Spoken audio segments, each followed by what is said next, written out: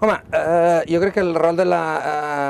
l'entrepreneurship és molt important, perquè si estem parlant de crisi, estem parlant de la necessitat de renovació, i certament l'element més important per renovar-se és crear coses noves, i l'entrepreneurship és de crear noves empreses i transformar una mica també les que existeixen.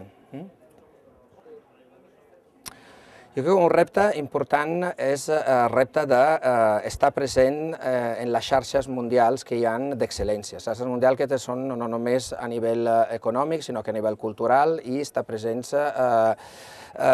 amb una focalització específica que és l'especificitat de Barcelona, en temes culturals, en temes cívics, en temes econòmics i també en temes d'emprenedoria, segurament.